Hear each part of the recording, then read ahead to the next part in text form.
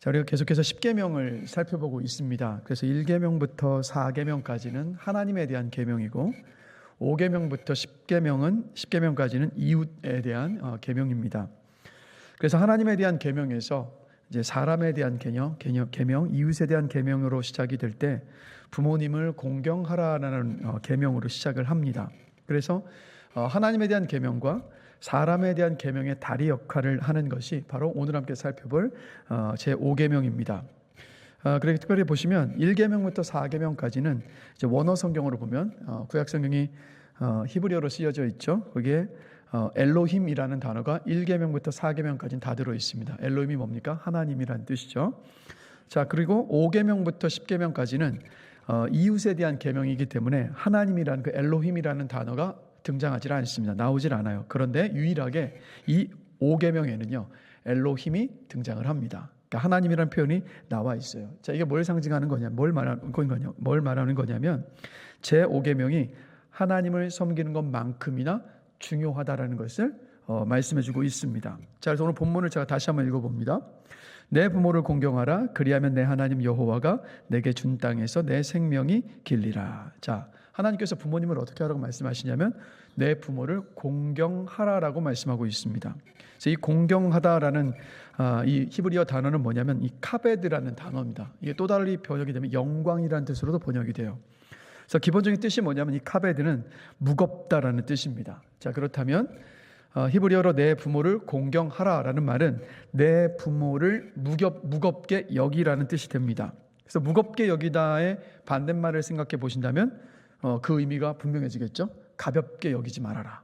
그러니까 부모를 대할 때 가볍게 여기지 말아라, 가볍게 대하지 말아라, 이런 뜻이 되는 거죠.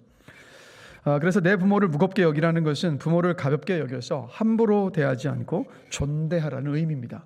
그래서 이 공경하다가 영어로 respect입니다. 존경하다로 보통 우리가 번역을 하는 그 respect가 바로 이 공경하다인데, 그러나 요즘은 이제 모든 사람이 평등하다라는 교육을 다 받기 때문에 존경 웃기지 마, 뭐 누가 누구를 존대해, 모든 사람들은 다 평등해라는 어떤 이런 사고 방식이 굉장히 만연합니다. 그래서 이 시대를 가리켜서 탈권위의 시대라고도 합니다. 그러니까 권위가 해체되고 무너지는 시대라는 이야기죠. 그래서 사람들이 뭐 존경이라는 단어라든가 존대, 권위라는 말들을 굉장히 싫어합니다. 자, 그런데 생각해 볼 것은 뭐냐면 절대평등은요 잘못된 겁니다. 절대평등은 있을 수도 없고 절대평등은 잘못된 거예요. 그래서 부모와 자식 간을 생각을 해보면 인간으로서의 가치적인 측면에서 본다면 부모와 자식은 평등합니다. 자, 그러나 하나님께서 세우신 질서와 어떤 지위 면에서 본다면 부모는 자식과 절대 평등하지를 않습니다. 그래서 하나님은 분명히 말씀하시죠. 자식은 부모의 권위를 인정해야 되고 자녀는 부모를 공경해야 된다, 존대해야 된다라고 분명히 하나님께서 말씀을 하고 계십니다. 그러면 한번 이런 생각 해보셨습니까? 왜 부모를 공경하라는 이 계명이 제5계명으로 하나님께서 주셨을까?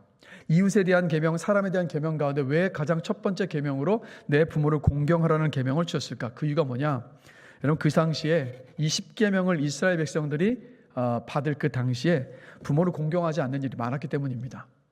이게 잘 이루어지지 않았기 때문에, 그래서 이런 부모 공경에 대한 계명이 들어있었다는 얘기는 뭐냐면 이게 일반 사람들의 삶 속에서 잘 지켜지지 않았기 때문이었어요.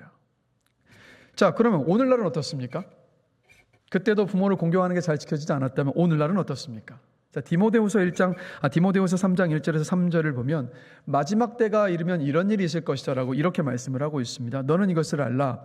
말세에 고통하는 때가 이르러 사람들이 자기를 사랑하며 돈을 사랑하며 교만하며 비방하며 부모를 거역하며 감사하지 아니하며 거룩하지 아니하며.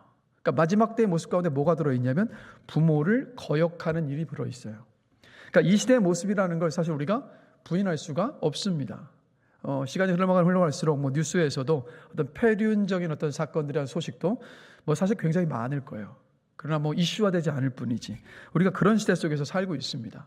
그러나 이런 시대 속에 살고 있다고 해서 과거보다 오늘이 뭐 더 좋거나 나쁘다는 의미가 아니라 예나 지금이나 부모를 공경하는 일은요, 죄송합니다, 우리의 어떤 자발적인 이것에 나오기가 너무 힘든 일이라는 반증이 될 수 있죠. 왜? 우리는 모두를 죄성을 가지고 있는 죄인이기 때문에.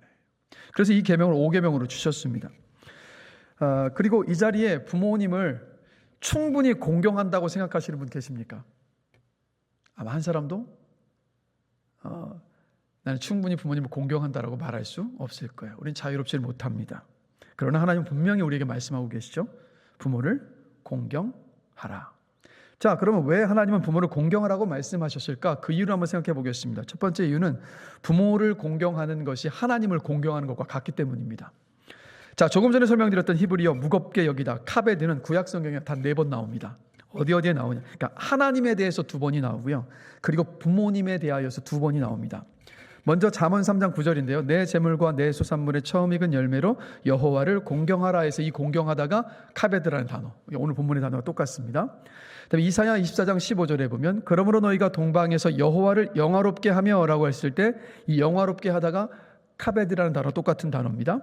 자, 그리고 부모님에 대해서는 오늘 본문에서 나오고 있고요. 그리고 신명기 5장에서도 똑같이 이 10계명을 다시 한번 풀어서 설명하고 있는 그 말씀 속에 나옵니다. 자, 공경하라고 명령하는 대상이 성경 속에서 딱 둘 뿐이에요. 하나님과 부모님입니다. 즉 하나님을 공경하듯이 부모를 공경해야 한다는 말씀을 하나님께서 하고 계신 거예요. 자, 잠언 23장 22절에서 이렇게 말씀합니다. 너는 너를 낳은 아비에게 청종하고 내 늙은 어미를 경히 여기지 말지니라. 자, 우리말 성경으로 보면 이 말씀을 이렇게 번역합니다.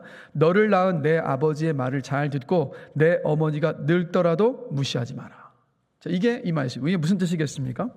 자, 겉으로 보여지는 것으로 공경할 것인지 공경하지 않을 것인지 판단하지 말라는 말씀이에요.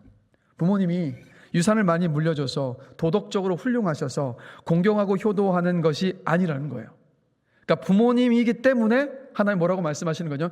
부모님이기 때문에 자녀들은 부모를 공경해야 한다라고 지금 말씀하고 계신 거예요. 왜냐하면 하나님께서 주신 질서이기 때문에. 자, 여러분 이 말씀 아시죠? 여호와를 경외하는 것이 지식의 근본이거늘이라는 이 말씀 너무 잘 아실 텐데, 경외하다는 단어가 성경에서 오직 하나님께만 사용이 되는 단어가 또 경외하다는 단어입니다. 그래서 하나님을 믿는 사람은 사실 우리 모두는 오직 하나님만을 경외해야 돼요. 경외함이 뭡니까? 하나님을 사랑하지만 그런데 사랑하는 마음과 동시에 그분을 두려워하는 것. 이게 경외하는 거예요. 그래서 경외한다는 이 오직 하나님만 우리는 경외해야만 합니다. 자, 그런데 예외가 되는 대상이 딱 하나가 있는데 바로 부모라는 것. 레위기 19장 3절입니다. 너희 각 사람은 부모를 경외하고 나의 안식일을 지키라. 나는 너희의 하나님 여호와이니라. 부모를 어떻게 하라고 말씀하냐면 부모를 경외해라.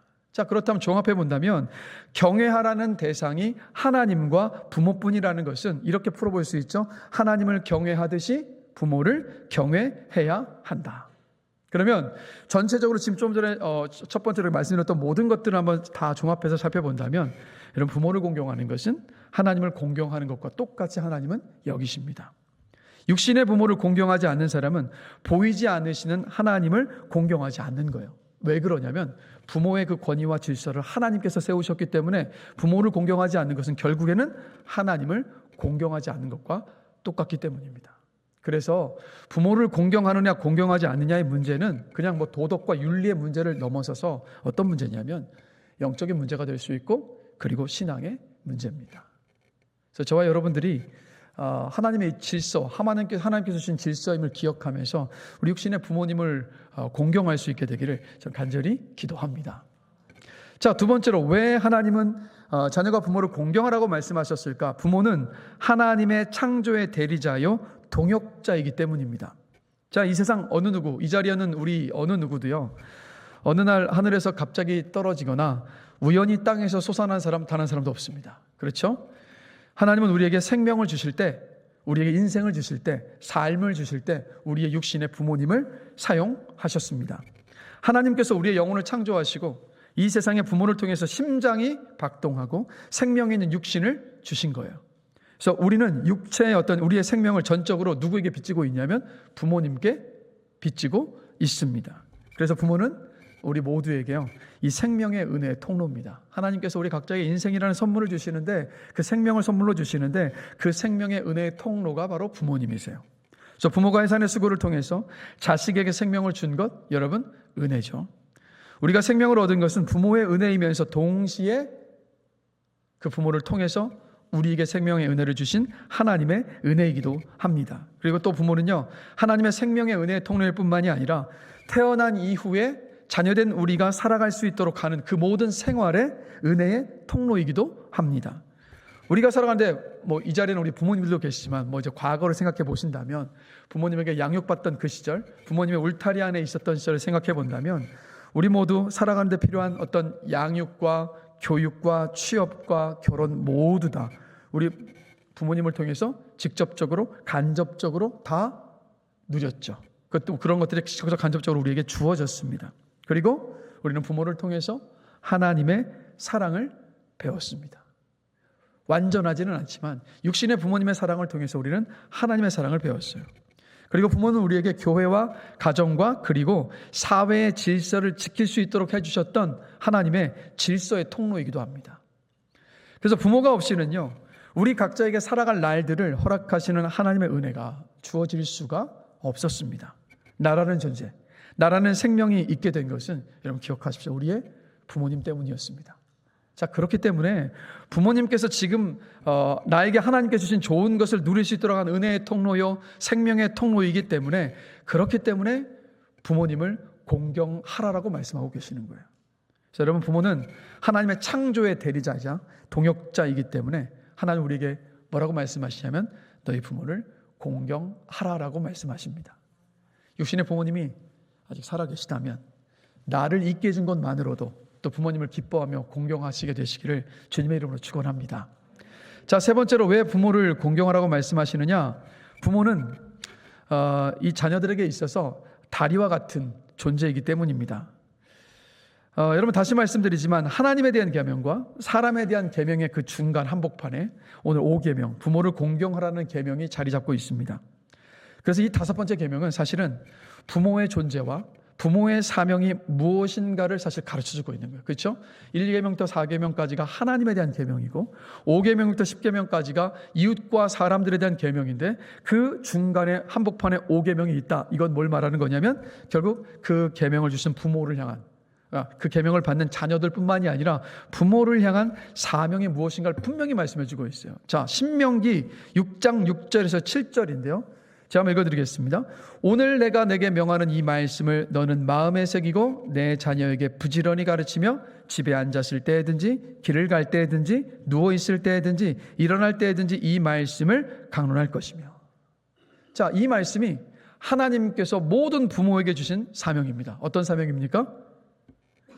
자녀들에게 부모가 가장 먼저 해야 될 것이 뭡니까? 바로 하나님을 가르치는 것. 자, 그 무엇보다도 자녀들에게 신앙의 유산을 남겨주는 것, 이것이 부모의 사명입니다. 그래서 자녀들이 하나님만 섬기도록, 우상을 섬기지 않도록, 하나님의 이름을 망령되이 부르지 않도록, 안식일을 거룩히 지키도록 해야 하는 것, 누구의 사명이고 누구의 역할이냐면 바로 부모의 역할입니다. 자, 그래야지만이 다른 사람을 미워하면서 살인하지 않고 간음하지 않고 도적질하지 않고 남을 모함하거나 남의 것을 탐내지 않으면서 하나님께서 주시는 축복을 누리며 자녀들이 이 땅을 살아갈 수 있습니다. 자, 제가 조금 전에 설명드린 이것이 전체 10계명이잖아요. 즉 부모가 하나님에 대한 1계명과 3계명을 잘 가르쳐야 5계명 이후에, 아니 5계명을 포함한 나머지 5부터 10계명을 잘 순종해 갈 수 있는 것. 그래서 부모의 사명은 자녀들을 신앙으로 잘 양육해내는 것, 하나님의 사람으로 키워내는 것. 우리 이 자리에 계신 모든 부모님들 그 사명 잘 감당하게 되시기를 간절히 기도합니다. 니코스 카잔차스키라는 그 문학가가 있습니다. 이 니코스 카잔차스키가 이런 말을 한 적이 있습니다. 선생님들, 교사에 대하여서 교사는 자신을 하나의 다리로 사용하는 사람들이다. 그 다리 위로 학생들을 초대하여 건너게 한다. 아이들이 건너간 다음에는 즐거운 마음으로 무너진다. 제자들로 하여금 그들 자신의 다리를 만들게 하고서. 즉 교사의 어떤 역할이 제자들을 세상 속에서 살아갈 수 있는 어떤 다리의 역할을 해서 그 제자들이 잘 날개치며 살아갈 수 있도록 돕는 어떤 그런 역할들을 하는 그 교사를 지금 말해주고 있는 건데, 이 카잔차스키의 말에서 한번 이렇게 해봤습니다.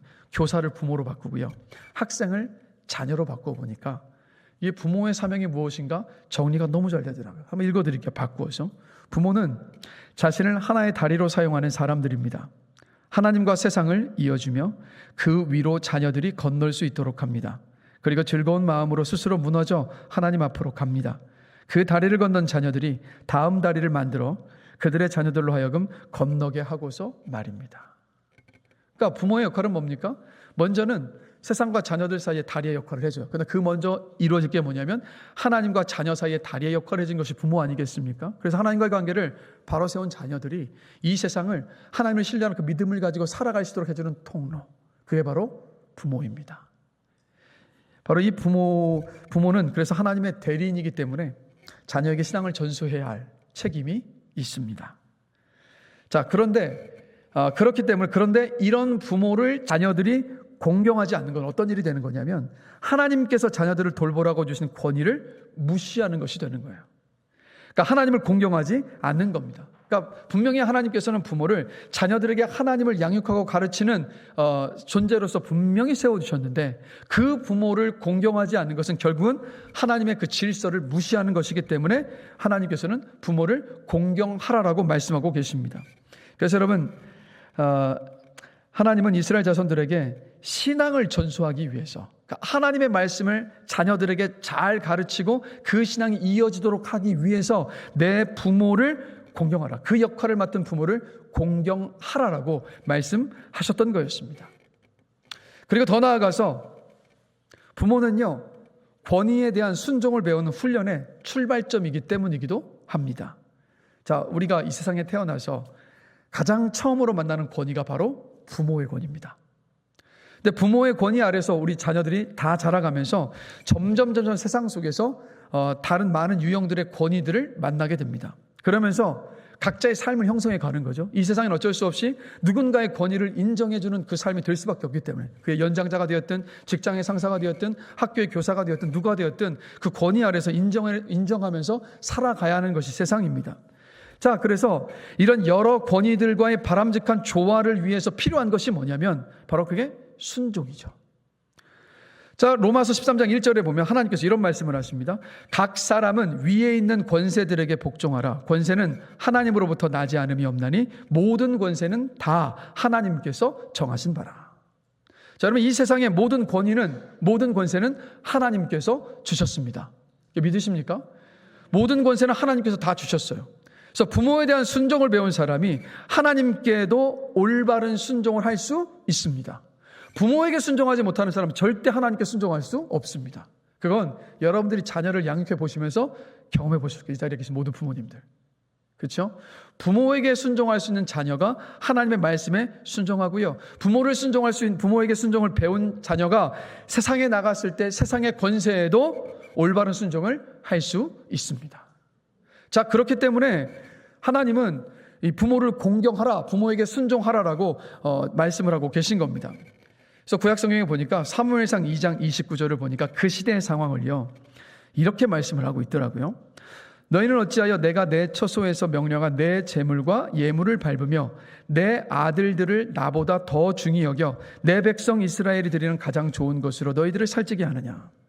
그러니까 사사시대의 상황인데 분명히 제사를 드린다고 합니다. 예배를 드린다고 나왔어요. 그러나 그것의 모든 예배와 제사들 모든 것들이 다 하나님을 위한 것이 아니라 자기 자신인 거예요. 근데 그 이유 가운데 한 가지가 뭐냐면 하나님 이렇게 말씀하십니다.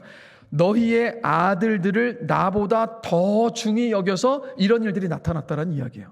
자, 그게 무슨 말입니까? 자식이 우상이 되어버렸다는 얘기예요. 그러니까 그 구약성경 사사기 시대에 많은 사람들이 자식을 우상처럼 하나님보다도 더 귀히 여겼다는 이야기예요.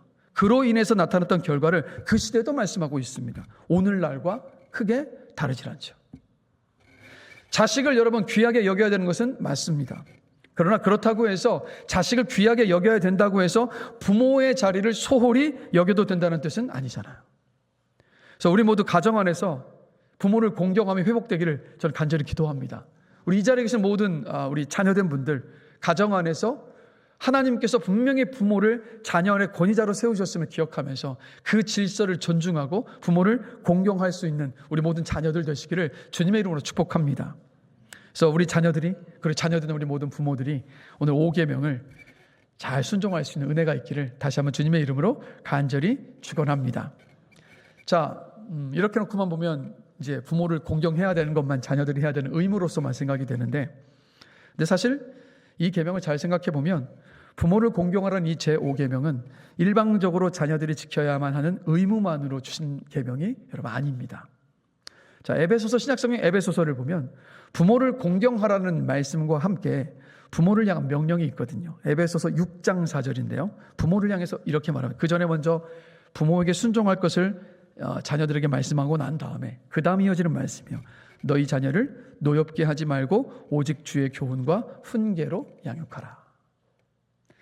자, 10대에서 뭐 4, 50대까지 부모가 자녀를 노엽게 할 때가 언제일까요, 여러분? 아실 거 아니에요, 우리 부모님들. 자, 10대부터 시작해서 4, 50대까지 여러분들이 자녀로서 부모에게 경험했던 경험도 생각해 보시고, 여러분의 자녀들이 보였던 반응도 한번 종합해 본다면 10대부터 4, 50대까지 부모가 자녀를 노엽게 할 때는 언제일까요? 뭐 한 번도 노엽게 하지 않으셨다는 겁니까? 언제 부모가 자녀를 노엽게 만들죠? 자녀를 독립적인 인격체로 존중해 주지 않을 때 아닙니까? 맞잖아요. 독립된 인격체로 존중해 주지 않고 어린 아이들 대하듯이 함부로 나무라고 부모의 일방적이고 이기적인 뜻을 강압적으로 요구할 때, 그때 자녀들은 부모가 자녀를 노엽게 하는 때죠. 아닙니까?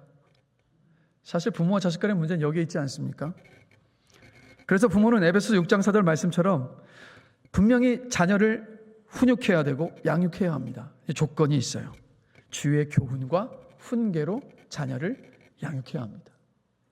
그러니까 주님이 주신 권위의 한계 아래서 자녀를 양육해야 되는 거예요. 그러니까 우리 부모가 이렇게 할 때 참 많죠. 자녀들이 부모의 말을 잘 따르지 않고 순종하지 않을 때, 너 부모를 공경하라 하는 말씀 몰라? 그 말씀대로 너 부모에게 공경해야지, 이렇게 하면서 윽박지를 때가 있는데, 자, 이렇게 윽박지르면 자녀는 부모를 공경하나요, 안 하나요? 그렇죠. 더 안 합니다. 더 튕겨져 나가고 더 반항을 하지, 이 윽박지르는 말 속에 절대 자녀가 부모를 공경하지를 않죠. 그래서 우리 부모된 모든 분들 기억해야 될 것이 있습니다. 권위는 부모인 우리에게 있지 않습니다. 부모에게 권위를 주신 하나님께 있잖아요. 자, 그렇기 때문에 부모는 하나님께서 주신 권위를 주 안에서, 성경의 표현을 들자면 주 안에서, 믿음 안에서, 말씀 안에서 행사해야 되는 거죠. 즉, 자녀가 잘못된 어떤 말씀에 비추어서 자녀의 어떤 행동과 삶들이 잘못된 것이라고 한다면 그 말씀을 통하여서 잘못된 것을 알게 해줘야 되고, 그것을 바로잡을 수 있도록 도와주는 역할이, 그게 바로 부모의 권위를 올바르게 사용하는 것입니다. 그러니까 말씀대로 이 땅을 살아갈 수 있도록 끊임없이 권면하고, 여기서 끊임없이입니다. 한 번 이야기해서 잘 들은다면, 한 번 이야기해서 자녀들이 잘 순종할 수 있다면 얼마나 좋겠습니까? 그렇게 됩니까, 안 됩니까? 자, 그걸 어떻게 알 수 있죠? 어떻게 알 수 있습니까? 우리 나 자신을 보면 알잖아요. 우리가 자꾸 옛날 시적을 몰라서 그렇지, 예전에 우리 부모님들 우리를 가르치기 위해서 얼마나 무던히 참고 인내하셨습니까? 그렇지 않습니까? 그래서 끊임없이 말씀대로 살아갈 수 있도록 권면해야 되고, 부모의 삶으로 보여줘야 되고, 부모가 자녀를 위해서 기도해야만 합니다. 즉, 이 5계명 안에 이 의미도 담겨져 있어요. 그런 면에서 부모는, 저와 이 자리에 모두 계신 부모님들, 우리 자녀를 독립된 인격체로 존중해 줄 수 있게 되길 저는 간절히 기도합니다. 부모이기 때문에 자녀를 일방적으로 막 지적하고 정죄하기가 너무도 쉬운데, 이건 오히려 이것보다는 칭찬과 격려를 해주면서 정말 자녀를 한 사람의 인격체로 존대해 줄 수 있는 우리 모든 부모님들 되시기를 저는 간절히 축원합니다. 그러니까 일방적인 관계는, 지적하고 정죄하는 어떤 이런 관계는 아시잖아요. 관계를 깰 뿐이라는 것. 그래서 이런 말이 있습니다. 남의 자식 대하듯 내 자식 대하면 성공한다.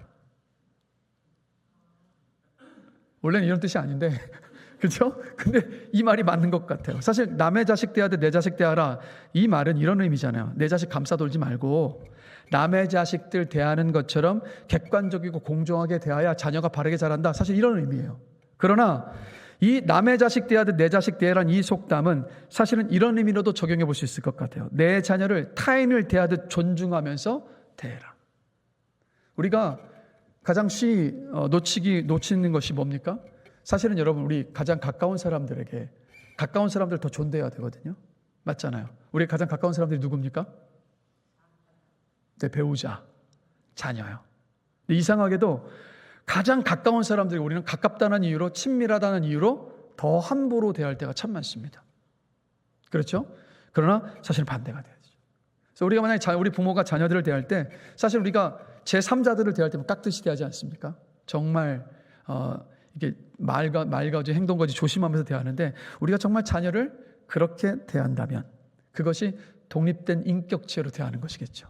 그리고 우리가 자녀를 독립된 인격체로 대한다면 자연스럽게 그 안에서 부모의 권위가 세워질 수 있고, 부모가 한마디 한마디 내뱉는 그 말 속에 힘이 있어서 자녀들이 부모의 말씀을 따르고 부모에게 순종하고 공경하는 일들이 일어나게 될 줄로 저는 믿습니다. 우리 모든 자녀들을 정말 제3자 대하듯 그렇게 객관적인 인격체로서 존대하게 되시기를 다시 한번 주님의 이름으로 권면합니다. 자, 그러면 우리의 고민은 또 여기에 있습니다. 이렇게 부모가 자녀를 되게 인격적인 존재로 그렇게 존대하는 부모들이 있기도 하지만, 현실 속에서 자녀가 그런 부모를 만나고 경험하기가 쉽습니까? 어렵습니까? 이 자리에는 그런 부모님들이 많이 계신 줄로 믿습니다. 그러나 부모가 하나님이 주신 권위를 건강하고 지혜롭게 사용하지 못하는 경우가 많습니다. 자, 그럼 그런 상황 속에서 자녀는 어떻게 해야 될까요? 정말 믿음 있는 자녀라면 비록 부모가 그 권위를 잘못되게 사용한다 할지라도 그것과는 상관없이 하나님께서 주신 질서임을 기억하고 존중할 수 있는 연습과 결단이 필요합니다. 이게 사실 쉽지 않습니다. 아마 이 자리에는 어쩌면 연세가 있으시지만 또 내 부모님과의 어떤 관계 속에서 부모를 공경하는 문제에 있어서 이런 갈등과 고민들을 겪고 계신 분들이 계실 수도 있어요.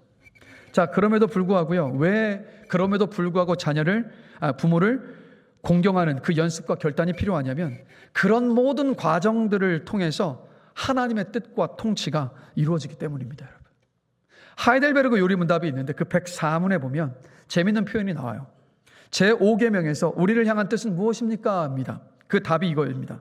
답이 이거예요. 우리는 마땅히 순종해야 한다. 그러면서 그 뒤에 덧붙이는 게 있는데 이걸 덧붙이고 있습니다.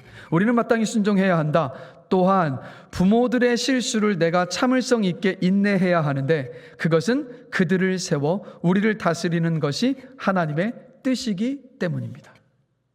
뭡니까? 부모가 잘못된 권위를 이용할 때가 있잖아요. 잘못된 권위를 드러낼 때가 있잖아요. 저도 마찬가지고 우리 부모들 마찬가지, 다들 똑같지 않습니까? 그런데 그런 잘못된 것들을 통해서 하나님은 부모도 연단시키시고 그 모습을 지켜보는 자녀들도 연단시켜 가시기 때문에 그러한 가운데서도 참고 인내해야 된다는 것을 하이델베르그 요리문답이 말하고 있는 거예요.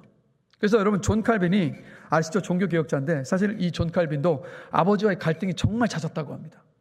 그래서 그로 인해서 정말 많이 힘들어했는데, 근데 시간이 다 지나고 나서 이 존 칼빈이 자기를 그렇게도 힘들게 했던 아버지마저도 하나님의 섭리 속에서 나에게 주신 분이라는 것을 이 존 칼빈이 깊이 깨달은 거예요. 그리고 나서 그가 설교를 하면서 이 10계명 설교 중에 5계명을 설교하면서 존 칼빈이 이렇게 말했습니다. 자녀가 불만을 가지고 나에게도 아버지가 계시기는 하지만 아무리 봐도 우리 아버지는 아버지로서 갖추어야 할 것을 다 갖추지 못한 것 같아.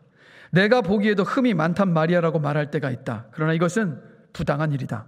우리는 제5계명 말씀의 명령을 족한 것으로 알고 각자의 부모님을 있는 그대로의 상태에서 공경하는 것이 반드시 필요하다라고 말하고 있어요. 여러분, 요약하면 쉽게 말하면 이거 아니겠습니까? 부모를 공경해야 되는, 너무 복잡하게 생각하지 마시고 하나님의 명령이기 때문에 자녀된 우리는 순종해야 하는 겁니다. 아멘이 나오기 힘드십니까? 그래서 이것을 실천했던 성경의 가장 대표적인 인물이 있어요. 바로 요나단입니다. 요나단의 아버지 사울은 아시는 것처럼 분노 조절 장애가 있었죠. 그래서 분노가 도무지 컨트롤이 되질 않아서 다윗을 죽이려 덤벼들었던 사람입니다. 요나단이 다윗을 죽이지 말라고 아버지 사울을 그렇게 합리적으로 설득하고 또 설득했지만 오히려 어떻게 했습니까? 사울은 더 화를 내면서 자기 아들 요나단마저도 창을 던져서 죽이려 했단 말이에요. 근데 그 성경을 보시면 요나단은 그런 아버지 사울을요 절대 무시하거나 맞서지 않았어요. 오히려 끝까지 그런 아버지 사울을 공경했고, 마지막 여러분 요나단이 어떻게 눈을 감죠? 그런 아버지와 함께 전쟁터에 나가서 함께 한 날 그 전장에서 전사를 합니다. 그래서 그러나 요나단이 그런 사울을 무시하거나 맞서지 않고 공경했지만, 그러나 아버지의 불합리한 명령에는요 순종하지 않았습니다. 뭐였습니까? 다윗을 죽이라고 이야기했을 때 요나단은 순종하지 않아요. 왜 그랬습니까? 다윗은 하나님께서 기름 부은 이스라엘의 두 번째 왕이잖아요. 그러면 아버지 사울의 말에 순종을 하면 하나님의 뜻에 거스르는 것이었기 때문에 요나단은 아버지를 공경했지만, 그러나 하나님의 뜻을 거스르는 아버지의 그 말씀에는 순종하지를 않았던 것. 그래서 여러분, 하나님의 뜻과 부모님의 권위가 충돌할 때 우리는 어떻게 해야 될까요? 어떻게 해야 되죠? 하나님의 뜻과 부모님의 그 말씀이 상충할 때 우리는 무엇을 따라야 됩니까? 무엇을 따라야 되죠? 하나님의 말씀입니다. 이런 일들이 이제 신앙생활을 나 홀로 집에서 일대로 신앙생활 하신 분들은 많이들 경험해 보셨을 일이라고 생각되는데, 예를 들면 이런 거 아니겠습니까? 신앙생활을 시작을 했어요. 주일이 돼서 예배를 드리러 가는데 부모님이 너 가지 마, 너 가면은 너 혼날 줄 알아라고 이야기했을 때, 자, 그 부모의 말에 순종하고 교회를 가지 말아야겠습니까? 불순종하더라도 교회를 가야 되겠습니까? 가야죠. 그것이 하나님의 뜻이기 때문에. 이건 조금 약간 굉장히 좀 극단적인 예가 될 수 있어요. 근데 왜 우리가 부모님의 뜻과 하나님의 뜻이 충돌할 때 하나님의 뜻에 순종해야 되는 이유는, 마태복음 10장 37절을 보면 주님께서 분명히 말씀하십니다. 아버지나 어머니를 나보다 더 사랑하는 자는 내게 합당하지 아니하고 아들이나 딸을 나보다 더 사랑하는 자도 내게 합당하지 아니하며. 이 말이 결코 부모님을 사랑하지 말라는 뜻이 아니잖아요. 부모님을 사랑하지만, 그러나 나를 부모님보다도 더 사랑해야 한다. 그럼 이게 구체적으로 뭡니까? 무엇보다도 하나님의 뜻에 순종하는 것에 우선순위를 두어라. 이거를 말씀하고 있는 겁니다. 자, 그러나 중요한 게 있죠. 하나님의 뜻을 우선적으로 두고 그 뜻에 순종할 때조차도 부모를 가볍게 여겨서는 안 된다는 거예요. 그러니까 하나님의 뜻에 순종하기를 이야기하면서도 막 대들면서 이것이 아니라 최대한 정말 부모님을 존중해주고 공경하는 그 태도 속에서 설명을 하면서, 이것이 하나님의 뜻이기 때문에 저는 부모님이지만 저는 하나님의 뜻을 우선해야 되기 때문에 저는 이렇게 부모님의 뜻을 따를 수가 없습니다라고 이야기할 수 있는 그런 결단력과 어떤 공경하는 그 태도가 자녀들 모두에게 필요합니다. 결코 쉽지 않지만 우리의 삶 속에서요, 이것들을 훈련해 나갈 수 있게 되길 전 주님의 이름으로 간절히 축원합니다. 그래서 누가복음 2장을 보면요, 예수님의 이야기가 나와요. 여러분이 잘 아시는 사건인데, 6월절 절기를 지키려고 예수님께서 부모님과 함께 예루살렘 성전에 가셨습니다. 자, 근데 절기를 다 마치고 돌아오는데 어떤 일이 있었죠? 보통 이제 이 절기를 가면 동네 친지들과 다 같이 함께 가다 보니까 사람이 얼마나 많았겠습니까? 그런데 예수님께서는 뭐 하고 계셨죠? 그때 성전에서 성경을 가르치는 서기관이 됐든 제사장들하고 막 성경에 대한 이야기를 나누고 있었단 말이에요. 그러면 그냥 어떻게 된 게 부모가 자식도 잃어버리고 하는 이게 아니라 가족들끼리 우르르 몰려와 있었기 때문에 의뢰이 예수님도 친척 동생들이랑 누가 같이 함께 왔을 것이라고 생각을 했기 때문에 요셉과 마리아가 그렇게 집으로 돌아가고 있었던 겁니다. 근데 한참 가다 보니까 예수님이 보이질 않는 거예요. 그래서 돌아가서 보니까 성전에서 그렇게 제사장들과 서기관들과 대화를 막 나누고 있어요. 그런데 그 예수님의 그 지혜와 답변에 모두가 다 놀란 겁니다. 그래서 예수님을 잃어버린 줄 알고 찾아 나섰던, 얼마나 놀랐겠습니까? 마리아가 예수님에게 이렇게 말해요. 누가복음 2장 48절인데, 아이야 어찌하여 우리에게 이렇게 하였느냐? 보라, 내 아버지와 내가 근심하여 너를 찾았다 라고 예수님을 꾸중합니다. 자, 그렇자 예수님이 이 마리아에게 이렇게 대답을 해요. 누가복음 2장 49절입니다. 어찌하여 나를 찾으셨나이까? 내가 내 아버지 집에 있어야 될 줄을 알지 못하셨나이까? 자, 예수님의 이 대답이 어떤 뉘앙스로 좀 들리세요? 여러분이 부모님이죠. 여러분이 마리아였다면 어떠셨을 것 같아요?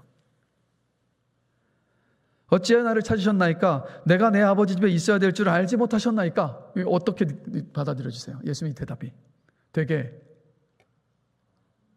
좀 건방지고 부모를 존중하지 않는 것으로 좀 그렇게 생각되지 않으십니까? 아니세요? 예수님이 있으니까 그러실 수 있다는 말입니까? 그렇지 않아요. 이건 분명히 굉장히 마리아가 이 말을 듣고 당황했을 수 있을 거예요. 그래도 육신의 어머니잖아요. 자, 그래서 우리가 흔히 이 말씀만 놓고 보면 예수님이, 야, 부모는 그렇게 다급하게 찾아왔는데 부모를 이렇게 대할 수가 있단 말인가? 이런 생각할 수가 있는데, 그런데 그렇지 않아요. 누가복음 2장 51절 2절 뒤로 가보면 이런 말씀이 또다시 이어집니다. 예수님에 대하여서 예수께서 함께 내려가사 나사렛에 이르러 순종하여 받드시더라. 나사렛에 내려갔는데 순종하여 받드시더라. 누구를 순종해서 받들었단 말입니까? 바로 자신의 어머니 마리아와 아버지 요셉을 순종하여 받드셨다라는 이야기예요. 무슨 말이냐면, 여러분, 예수님이 누구세요? 예수님은 성삼위일체 하나님 가운데 제 두 번째 위격, 성자 예수님이시고요, 모든 것에 완전하신 하나님이시잖아요. 자, 이런 예수님께서 어떻게 하셨다고요? 모든 일에 당신의 육신의 부모였던 마리아와 요셉에게 순종하셨다라는 것. 그래서 예수님은 요셉과 마리아가 시키는 모든 일에 빠짐없이 순종하셨습니다. 왜 이렇게 하셨을까요, 여러분? 그 이유는 뭐라고 생각하십니까? 자녀된 저와 여러분들에게 이 5계명과 함께 말씀하고 계시는 거예요. 너 육신의 부모를 공경해라. 그것이 하나님의 질서이고 뜻이고 하나님께서 기뻐하시는 일이다. 그래서 우리 모두가 다 이런 부모님을 공경할 수 있게 되기를 저는 간절히 축원합니다. 우리 창에 올라와 주실까요? 말씀을 마무리하겠습니다. 저는 부모를 표현하자면 또 이렇게 비유해 볼 수 있을 것 같습니다. 부모는 자녀들에게 사다리와 같습니다. 사다리요. 이렇게 높은 데 올라가는 사다리. 사다리를 사용해 보시면 아시겠지만 사다리가 안정되게 서 있고요. 사다리 아래를 누군가가 꽉 붙잡고 있으면 아무리 높은 곳이라 할지라도 그 사다리를 사용해서 높은 곳에 올라갈 수 있습니다. 그래서 자녀들은 부모라는 사다리를 오르내리며 사는 존재들이잖아요. 그래서 부모가 자녀들에게 안정된 모습을 보여주고, 부부가 서로 간에 사랑하며 사는 모습도 보여주고, 위기 속에서도 서로 격려하면서 이겨나가는 모습들을 자녀들이 보게 되면요, 자녀들은 어떻게 되냐면 두려움 없이 그 부모라는 사다리를 타고 높이 올라가요. 행복한 삶을 향해서, 책임감 있는 인생을 향해서, 또 어떤 생명이 충만한 삶의 어떤 그 세계로 막 올라갑니다. 그 부모라는 사다리를 타고. 반면에 반대로 부모가 다투는 모습을 보고, 부모가 책임을 미루는 모습도 보고, 부부가 서로 간에 반목하는 모습을 보여주게 되면 자녀들은 불안해하죠. 그리고 그 사다리에서 내려오려고 합니다. 그리고 더 심해지면 불행과 무기력과 방종의 세계로 내려갈 수도 있어요. 부부가, 이 자리에 계신 우리 모든 부모님들이요, 부부가 서로를 사랑하면서 말씀 안에서 살아가는 모습을 보며 자란 자녀들은요, 너 5계명 지켜라고 말하지 않아도 제 5계명을 순종합니다. 부모를 공경합니다. 그리고 더 놀라운 것은 뭐냐면, 더 감사한 것은 뭐냐면, 하나님은 부모를 공경하는 자녀들에게 약속을 하고 계시잖아요. 축복을 약속하고 계세요. 자, 오늘 본문 다시 한번 보실까요? 다시 한번 한 목소리로 읽어보겠습니다.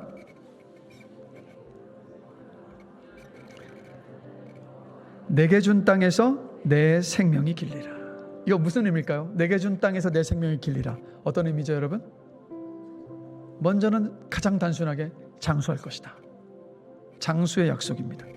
그런데 이 생명의 길리라는 이 의미가 또 다른 의미로 이렇게 풀어볼 수 있을 것 같아요. 잠언 6장 20절에서 22절을 보면 이런 말씀입니다. 내 아들아, 내 아비의 명령을 지키며 내 어미의 법을 떠나지 말고 그것을 항상 내 마음에 새기며 내 목에 매라. 그것이 내가 다닐 때 너를 인도하며 내가 잘 때 너를 보호하며 내가 깰 때 너와 더불어 말하리라. 이 자리에 계신 모든 부모님들을, 우리 자녀들이요, 부모님은 자녀들에게 항상 자녀를 위한 마음에서 이야기하지, 자녀를 사랑하지 않는 마음에서 이야기하지는 않습니다. 그렇죠, 우리 모든 부모님 맞잖아요. 그러나 자녀들은 그걸 들을 때 이제 그 중심을 못 본 채 이제 잔소리로 해석할 때가 참 많죠. 그러나 자녀들이 가보지 않은 인생길을 먼저 가본 부모님의 모든 말씀들과 권면과 가르침은요, 자녀들의 인생에 있어서 가이드가 될 수 있고 울타리가 됩니다. 시행착오를 줄이면서 그 인생을 갈 수 있어요.